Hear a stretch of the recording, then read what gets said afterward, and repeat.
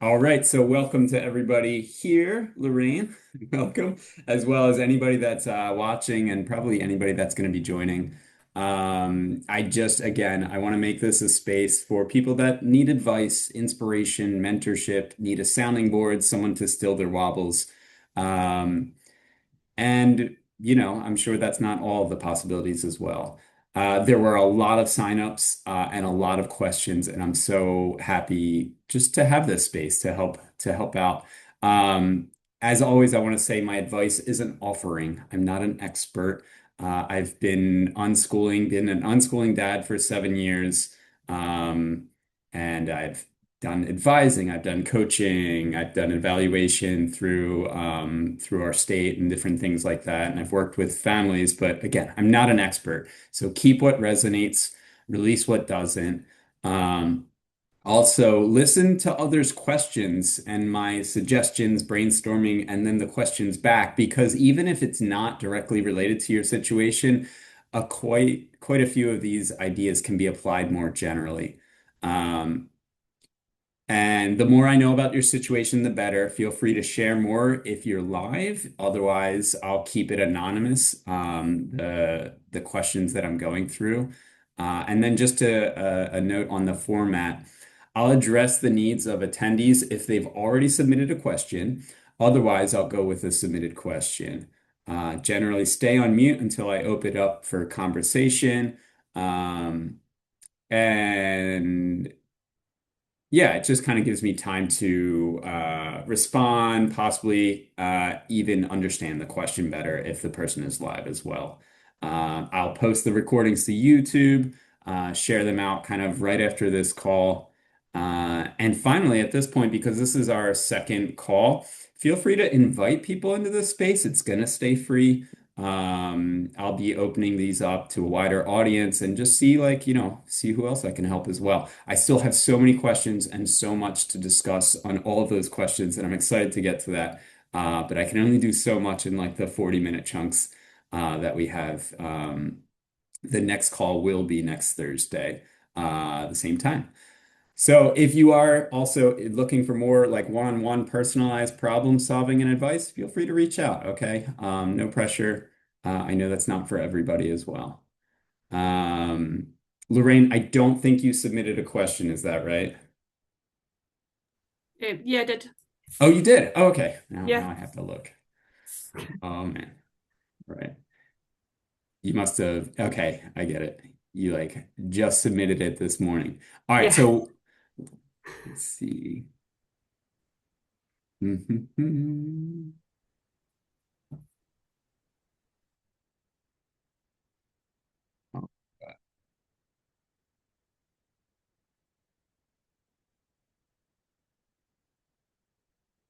How do we ensure that we are meeting the needs of multiple neurodivergent children with the very different ways of interpreting the world? Was that yours? That's a great question. That's an awesome question. Explain a little more if you can. So I have three children. One is what you might call typically academic, quite happy to sit and work on things, Hmm. um, quite happy to jump into projects and get his teeth stuck into things. Not particularly social, but will enjoy social meetups and things. I've got my second child who's super social and less inclined to do anything related to anything that felt like school. And my youngest is 6. He's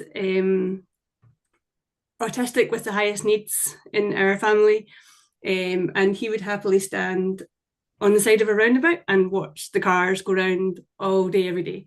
So to try and meet his needs in particular, without bringing the other two along to stand and watch the cars on the roundabout, or to keep him in all day whilst the other child is working on a project, I find difficult without extra hands, which we don't have.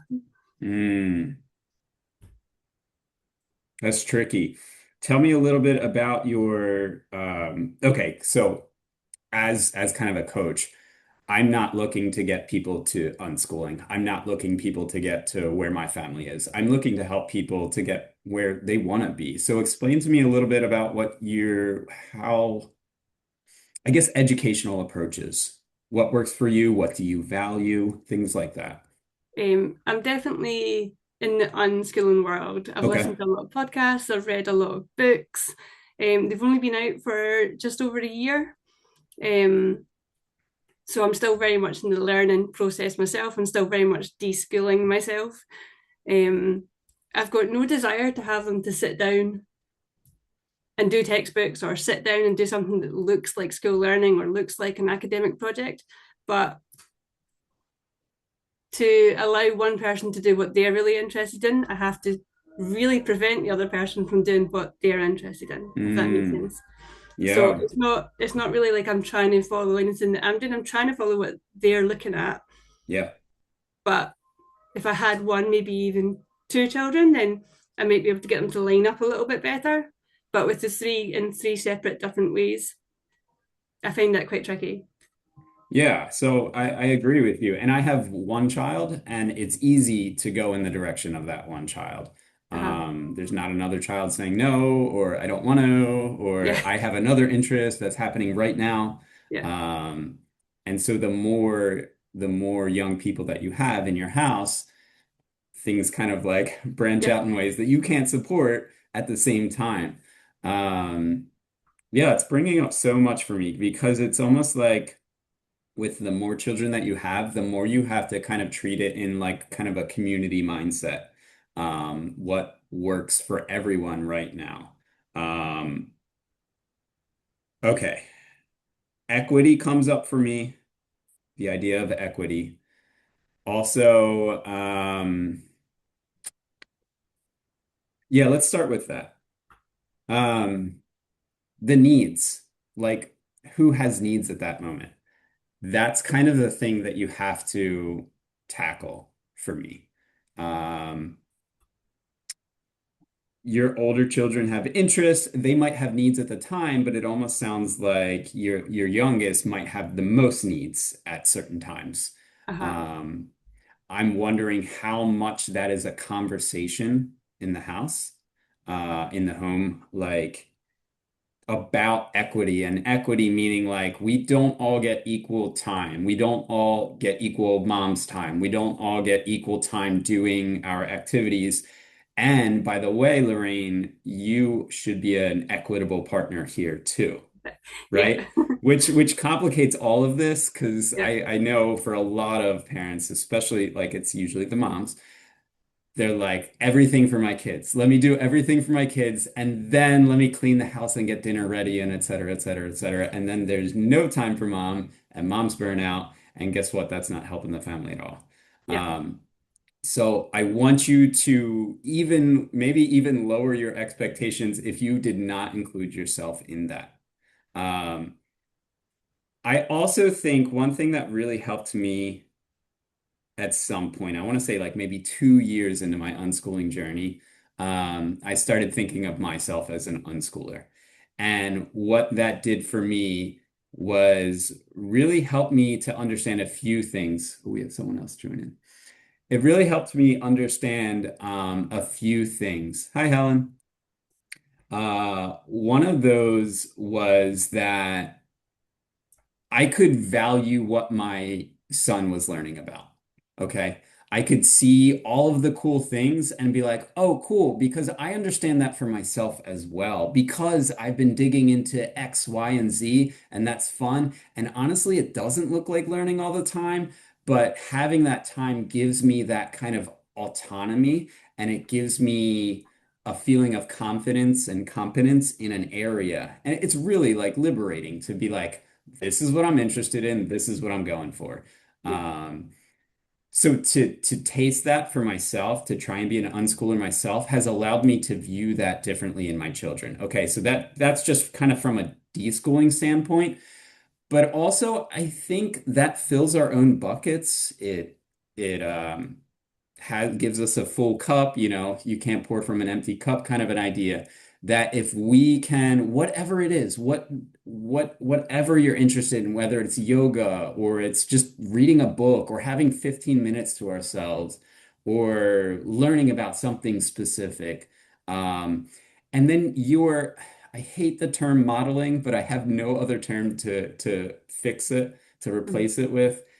But you're showing them that you're a real person too, and that you have interests too, and that you can be part of the family in this in an equitable way, the same way kind of as they're being a part of the family. So if you weren't including yourself in the picture, lower your expectations for how much free time everybody gets to do their specific thing that they're wanting to do. Yeah. I think that's important, but that almost more so complicates the answer to your question. And it's like, Yeah. well, everybody has even less time now. Um, so for the people that are joining, Lorraine's basically saying how I have three very different learners and how do I provide for them all? How do I let them all go in their own directions? Sometimes when they're like butting heads with each other, or they're um, one child's interest is in direct opposition to the ability for the other child to do something. Um, Another thing that comes up for me is freedom. Okay.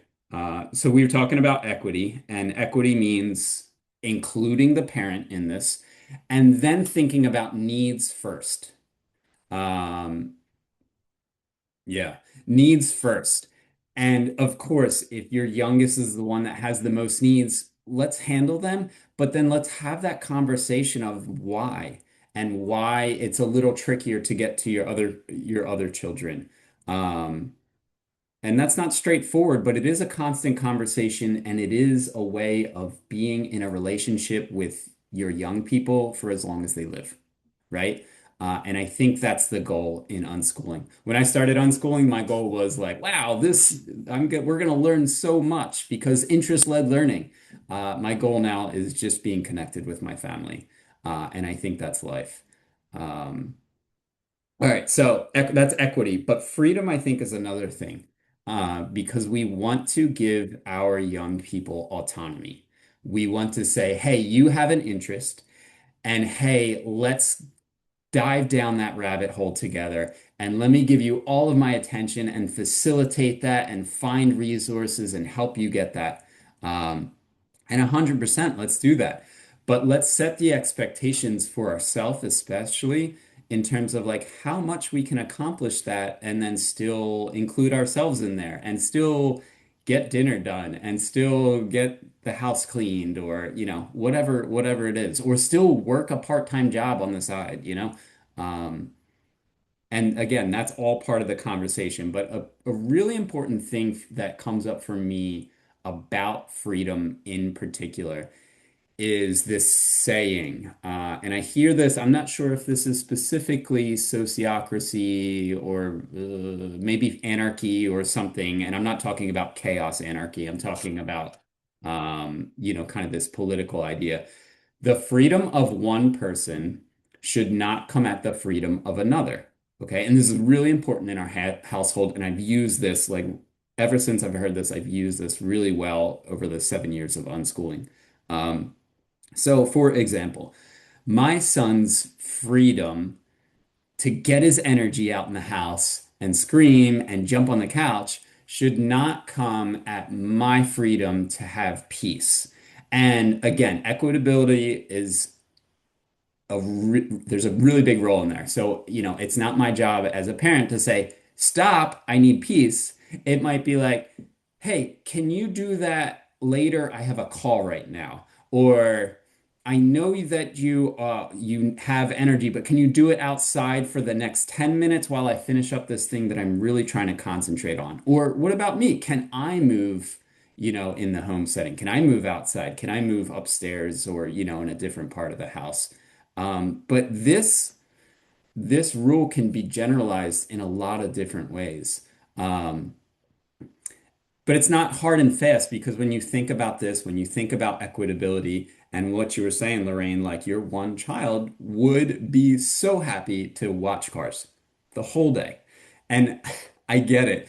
The term monotropism, like a hyper focus on something, and it brings me joy to hear something like that because I love it. And if a child is focused, a child is learning. Okay. And really, I just love it. I love that. but not all of your kids love that, right? They don't all love to watch cars. And I see this in my household too. My son has had an intense interest in trains, has an intent, yeah, has had an intense interest in planes, has an intense interest in trains right now. I'm getting so confused. And like other things, like really deep rabbit holes. Um, and at like in kind of a microcosm of your family, my family, we have, my wife, myself, and my son. So it's a lot easier to manage, but at the same time, we have to say what our needs are, right? We have to say what's coming out for us. So first is balancing needs. It's too loud right now. It's an hour before bedtime. I need my time to get ready, for bed or what have you. Or my son's Kai. Kai, you've been talking about trains for the past 20 minutes. You're just kind of info dumping on me.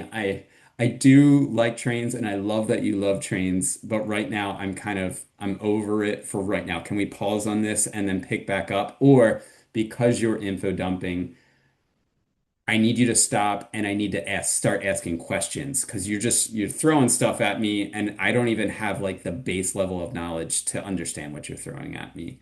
Um, so that's needs. But then there's wants too. So like if you're thinking about, have you heard of like the Maslow's hierarchy of needs? It's kind of this idea that you have to feel safe and protected first before you can start handling any of the higher like learning needs and stuff like that. And Maslow's hierarchy of needs is just a simple way of understanding that. There's way better ways of understanding that. I'm not going to go into it right now. But needs first and then wants would come next. So if everybody's needs are doing good and we're having that conversation, everybody understands where they are largely. And I know as a parent, like I don't understand my needs most of the time, sometimes too, right? I'm like, I don't know what's going on. I feel like crap. I gotta do something. Or, I'm yelling at my family member and I absolutely should not be doing that. I need to give a timeout to myself right now and just go somewhere and then come back and apologize. Um, but just having that conversation about what needs are, and then the next step would be, okay, we're all feeling good in this moment. Like who hasn't had their wants met? Like who wants to do something hasn't done it in a long time. And guess what, Lorraine? That's you as well, right? Because uh, I think my son has been really insistent on like, let's go watch trains, let's go do this. We went to a meetup. There was a library course that I got to do today, and then this, and hey, let's do Minecraft together. And I'm like, all right, hold on. When was the last time I got to pick? Right? And I'm a parent. I have a lot more frontal cortex, development there. I have a lot more patience. I have a lot more experience. I know the best ways to get something done. I have a driver's license and I can use that largely when I want. So there comes back in that equitability piece. Like, I still want my needs met, but I also understand that I am sometimes the facilitator of helping my son get his needs met. At the same time, it's not let's go watch trains every day. It's like, well, when was the last time I could do something that I wanted to as well. Um, yeah, so that's what's immediately coming up for me. Lorraine, do you have anything else that's like, bubbling up or thoughts or, a response? No, it just gives me more things to think about because a lot of the times when I hear a similar question, when I hear somebody else on these sort of channels or web chats or other things, it's like jump in with your kid and get involved with your kid. But I can do that, but I can't do it because the other children are doing other things. So I was just kind of wondering how other people manage that situation where you can't jump into one because the other person has needs that are not being met. But if their needs are higher, yeah, just how to make that work across the board. So yeah, there's certainly things I've wrote things down just to have a little think about and have a little deeper dive into. That's So thank awesome. you. The other thing that comes up for me as you were talking is like, how can we kind of try to accomplish that at one time? So maybe we're not always maybe a quarter of the time we're of our free kind of want time, we're spending time watching cars. While the two older children bring along something that they're able to do and still engage with. Maybe it's a book, maybe they're drawing, etc.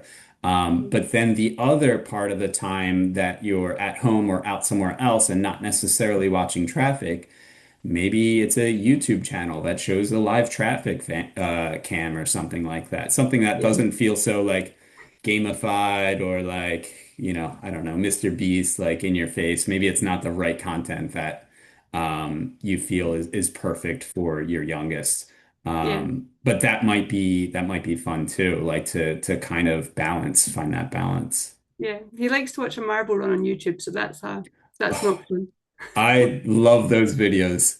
Yeah, Are they the ones? So there's ones in sand I've seen.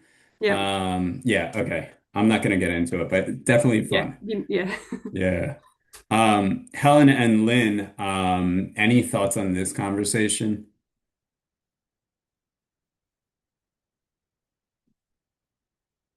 Hmm. Okay, so from the chat, Lynn was saying, I do a bit of parallel play. My kid can do one thing, I can do other. And I think that's super valid. Because parallel play, the idea of parallel play is developmentally where it came from is like young kids don't know how to play together yet. So they're side by side working on something but their own things and maybe looking at each other. And then the next step is maybe they can start to coordinate together. Um, but I find that parallel play like still work. My son's 12 turning 13. My wife and I are middle aged. We do parallel play all the time. Sometimes it's like a video game time and we're all playing three different video games at once. And one person's yelling because they did terrible and another person's yelling because they did awesome. And we're just kind of there in the moment, feeling all that through. Um, and then Helen said, yeah, that works for my ND child too.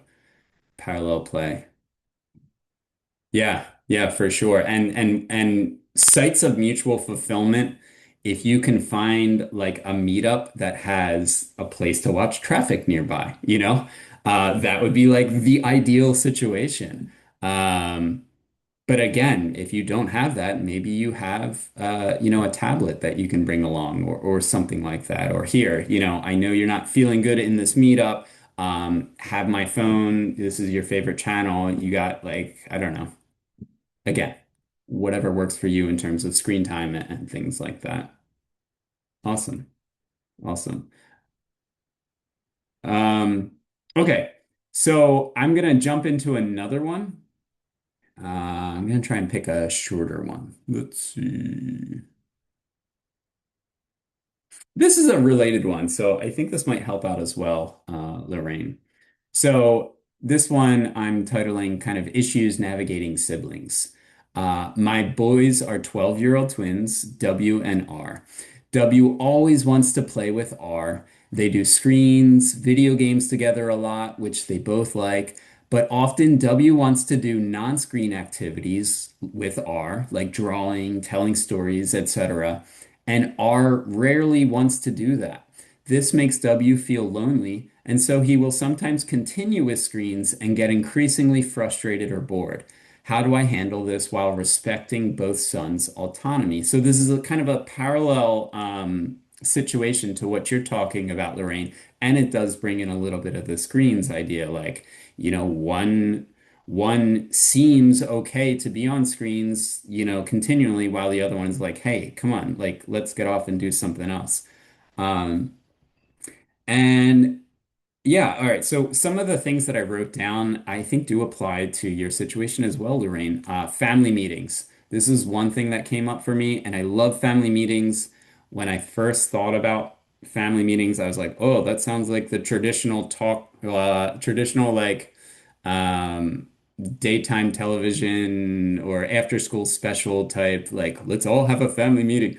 But I think in like self-directed unschooling connected families, um family meetings are awesome if you can make them work, because I know family meetings do not work for everybody. Neurodivergence adds, definitely a layer on top of this, communication, et cetera, all abilities. For some families, the family meeting looks like the parent just checking in with everybody at different times. And that doesn't feel, well, I wouldn't even call it a family meeting, but it's accomplishing the same things. And that's a communication of, at the very least, um, like what's coming up, what's on the calendar, what are considerations for the upcoming week. If you can have a family meeting where it's like a sit down and during dinner have a family meeting, there are a lot of other possibilities. Um, and it can be like, hey, what was good about your day? What was something that you were super proud of today? You know, or in the past week, we have family meetings like once a week and sometimes not that. And we're all human. So I'm like, God, we haven't had a family meeting in 3 weeks. We've really got to get back to that. Um, but sometimes my family meeting is just like calendar. Okay, I'm not feeling it, but we have to talk about what's coming up for next week, because that's important for me. It's important for you all. But then when we have time, we'll talk about like what we're proud of, what we appreciate about other family members, what mistakes we made, to kind of share a little bit about how we're all human, even the adults. And then problem solving, which is like the trickiest one. And problem solving isn't, hey, there's an issue, let's correct it right now. It's like, hey, there's this issue, let's get it out there, let's all have a say in it. And we will not decide on a course of action unless everybody is in agreement, so that we can move forward like kind of unanimously. And sometimes this is a little bit of the sociocracy method, that um, safe enough, like good enough for now, safe enough to try. Uh, if you can persuade people to say, hey, let's try this out for a week and then we'll check in. And the more that you do that, and you do that with different things, it builds a trust in the family, that you're like, you know what, that didn't work out. What can we do next? And, Lorraine having 3 kids, like there's a lot of different minds that can come up with different ideas and different things to try. And there's a lot of beauty in like kind of not solving a problem, but like trying a bunch of different ways to solve it. Again, if you can approach it from a curious mindset and you're not already activated going into that meeting. So the reason I say family meetings here is you don't have to solve this alone. So again, this issues with navigating siblings. Um,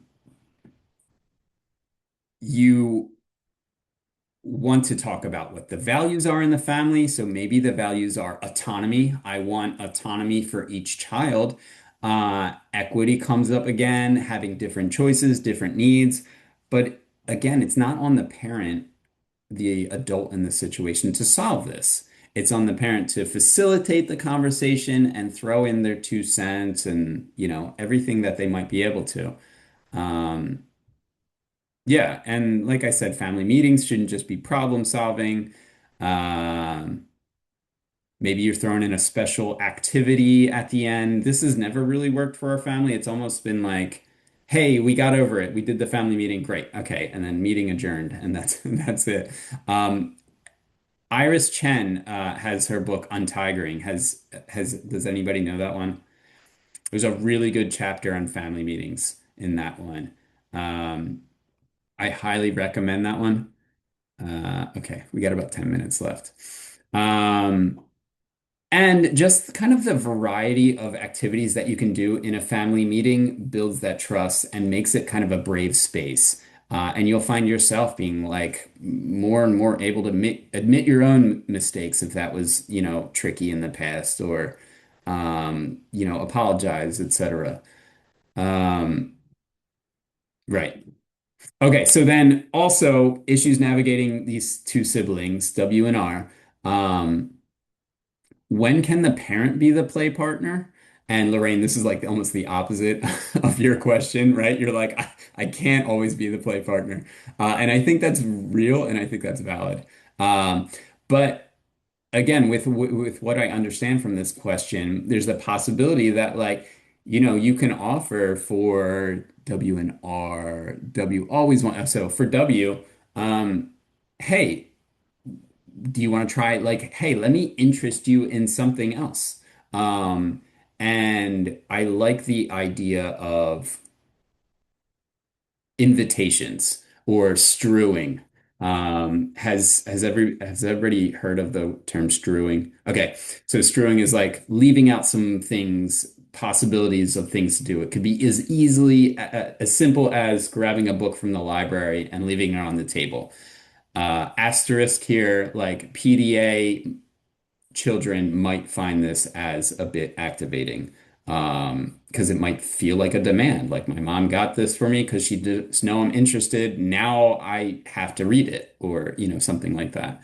Um, there's different ways to go about that. I'm not going to address that right here.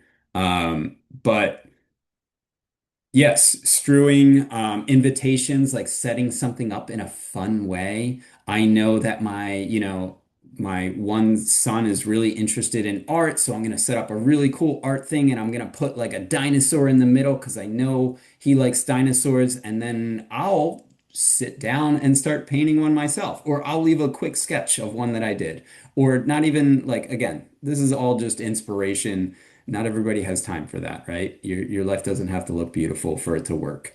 Um, and what would W be okay with as a play partner? Having you as a play partner, if that's a possibility, and if that's a possibility you haven't tried yet.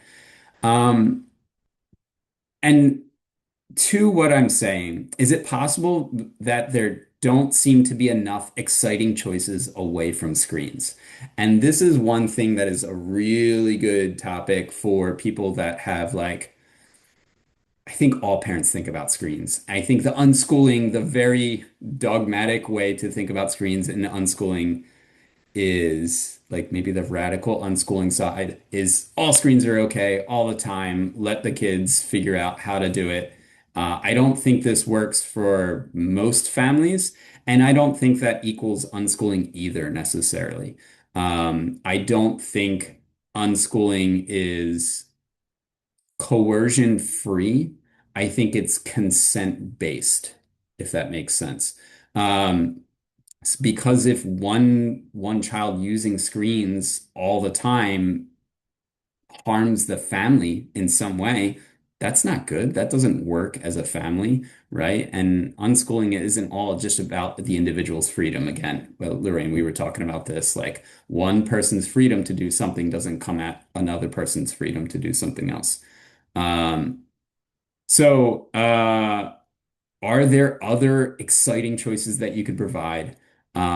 This is a great question for R, but also W as well. Um, am I mixing these up? I apologize if I'm mixing up R and W.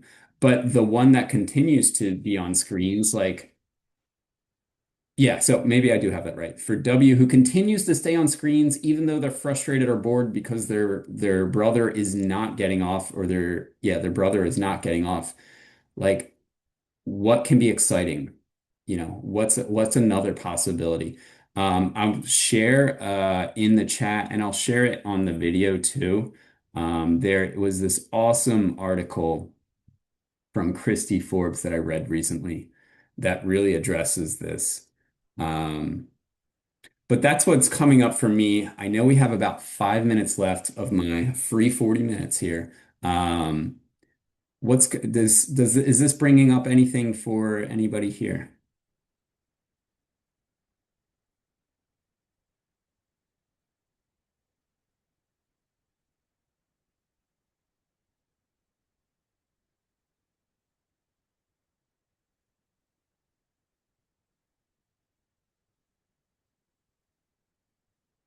All right, fair. We have other ones. There's other questions on screen time. We have so many good questions. Um, and there's some longer ones too, which are going to be really fun. So as of now, as I was saying to Lorraine earlier, I'm going to start doing this every Thursday at this time. It's going to be free. Feel free to invite anybody in if you feel like somebody else would, benefit from this. And just, oh, and I'll email out the recording. Um, yeah, but that's pretty much it. I can't jump into anything else with like 3 minutes left, but thank you so much for your time and thank you for being here, everybody. Thank you. All right. See you all next week.